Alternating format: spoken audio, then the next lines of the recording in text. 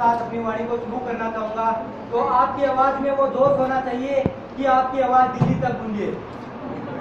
भारत माता की जय। जोर से बोलो, भारत माता की जय। हाँ, ये बात।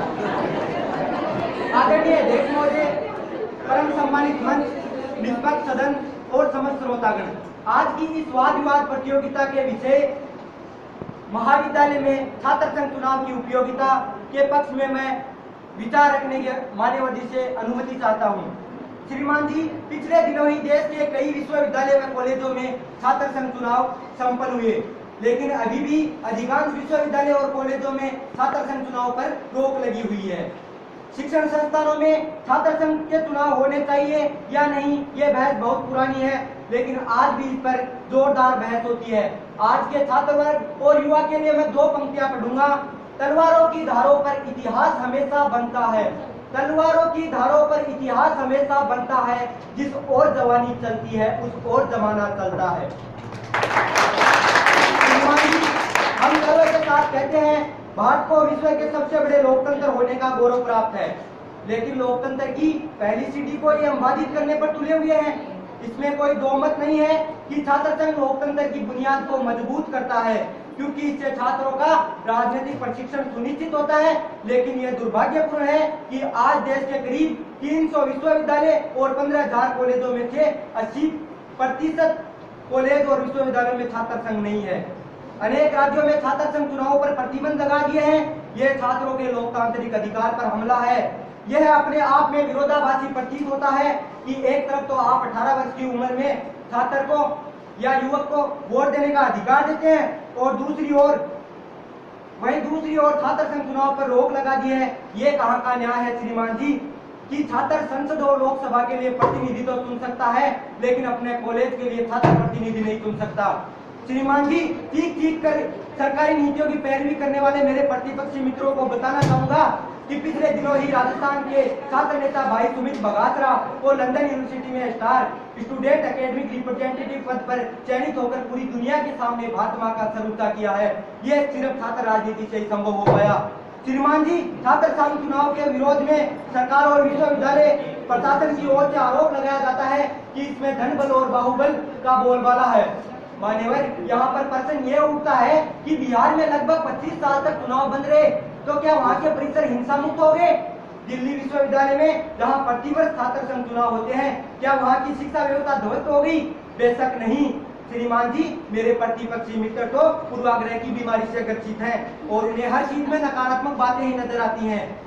मैं सरकार, प्रशासन और मेरे प्रतिपक्षी मित्रों के लिए दो पंक्तियां बोलना चाहूंगा। जब सोने तक पर जंग लगा हो तो लोहे को दोष लगाना क्या? जब मौसम ही मक्कार बन बैठा तो बादलों से आस लगाना क्या? जब खुद गर्द बन बैठा माली तो कांटों से बाढ़ बचाना क्या? और जब हर कोई गद्दार बन बैठा हो मान्यवर तो हर किसी को आजमाना क्या? श्रीमान जी, सरकार ने छात्र संघ चुनाव में सुधार को लेकर लिंग समिति का गठन किया, जिसकी सिफारिशें छात्र संघ चुनाव के लिए अनिवार्य हो गई। इस समिति के मुताबिक प्रत्याशी केवल 5,000 रुपए खर्च कर सकता है, वह दोबारा चुनाव नहीं लड़ सकता। उसकी उम्र 25 वर्ष तक होनी चाहिए, यदि 100 छात्र है तो 28 वर्ष, और मुद्रित पोस्टर इत्यादि का प्रयोग नहीं कर सकता। ध्यान से देखा जाए तो इस समिति की सिफारिशें अव्यवहारिक की नजर आती हैं, क्योंकि जेएनयू एक कॉम्पैक्ट कैंपस है, इसलिए वहाँ 5,000 रुपए में प्रचार हो सकता है। लेकिन दिल्ली विश्वविद्यालय या राजस्थान विश्वविद्यालय जैसे जो विश्वविद्यालय हैं, इसमें छात्र संख्या संबंधित 51 कॉलेज दिल्ली भर में फैले हैं। दिल्ली विश्वविद्यालय से क्या महज 5,000 रुपए में वहाँ चुनाव का प्रचार होना संभव है? बेशक नहीं। लेकिन यह इस समिति की विडंबना है। जेन्युइन मूलतः एक शोध संस्थान है, वहाँ जेन्युइन छात्र ही प्रवेश लेते हैं, लेकिन 28 वर्ष की उम्र सीमा का बैरियर लगाकर क्यों छात्रों को लोकतांत्रिक अधिकारों से वंचित किया जा रहा है? भारत में छात्र आंदोलनों का एक गौरवमयी इतिहास है। छात्रों ने हमेशा समाज परिवर्तन में महत्वपूर्ण भूमिका निभाई है। बाद में यह राष्ट्रव्यापी आंदोलन हो गया। तत्कालीन प्रधानमंत्री श्रीमती इंदिरा गांधी द्वारा देश पर थोपे गए आपातकाल को इसी आंदोलन के बूते चुनौती दी गई और व्यवस्था परिवर्तन का सपना साकार हुआ। केंद्र में पहली बार गैर कांग्रेसी सरकार बनी। गौरतलब है कि छात्र संघ से निकले अनेक नेता राष्ट्रीय राजनीति में मुख्य धारा में अन्य जो नेता हैं उनसे अच्छी भूमिका निभा रहे हैं।